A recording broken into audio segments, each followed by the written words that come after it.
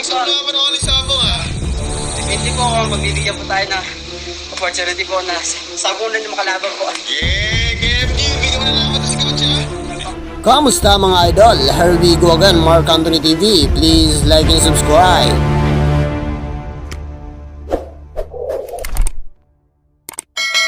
Team Bisaya versus Coach JC. Kamusta kaya? Bakit hindi pa nabibigyan ng schedule ni Makagago? At bakit tila walang balak si Makagago na maglaban ng dalawa? Sa video na ito mga idol ay pag-uusapan natin kung bakit o ano ang mga nanging dahilan, kung bakit wala pang update sa laban ng dalawang coaches. Well, ganito lang yan mga idol. Sa lawak ng pag-iisip ni Makagago at napaka super minded niya, business minded ika nga, at siya ang mga nagpaplano sa lahat ng laban o sasabak sa The Battle of YouTuber. Kaya naman si Makagago lang ang pwedeng magdesisyon sa lahat. Kung hindi ka bibigyan ng schedule wala tayong magagawa. Kung cancel ang laban wala din tayong magagawa dahil siya ang nagpapatakbo sa event na ito.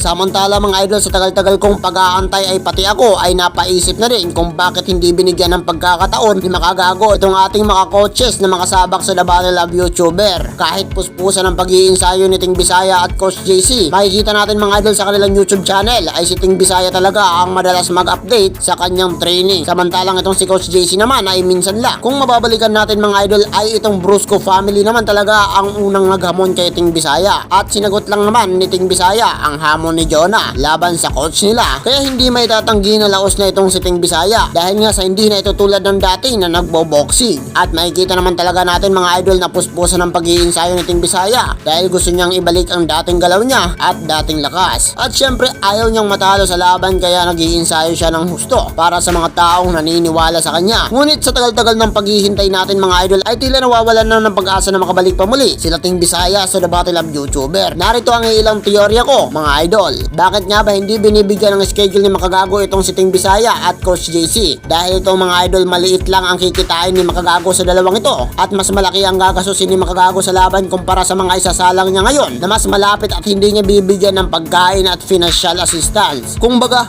logi si Makagago kung ipagpapatuloy niya ang laban ng dalawa. Kasi mga idol, malayo itong si Team Bisaya. Kakailanganin ng private chopper para sunduin itong si Team Bisaya sa Cebu. At syempre pagdating sa Cebu ay bibigyan pa ni Makagago ng bahay na pwedeng matirahan. At pagkain syempre para mabigyan sila ng saktong pangangailangan nila. Imagine mga idol, kung gagawin niya yun ay malaki-laki na din ang gagastusin niya kay Team Bisaya.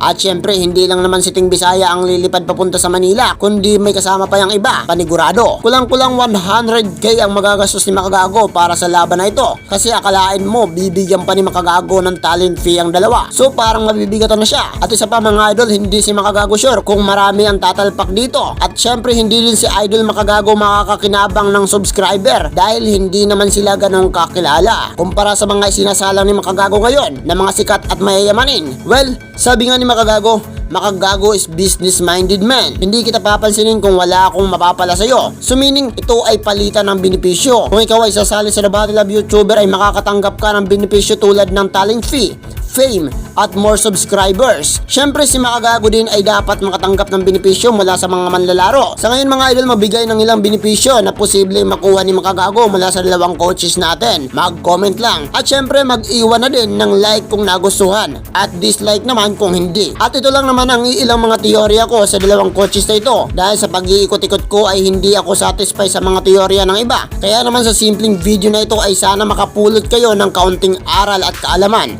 Dahil kung sakasakaling magbalik at ipagpatuloy ni Makagago ang laban ng dalawang coaches ay sigurado ako magtatalpakan na ang mga sabik sa laban na ito at panigurado akong kaabang-abang ito dahil bibigyan tayo ng solidong laban ng ating mga idolo. Ano sa palagay nyo?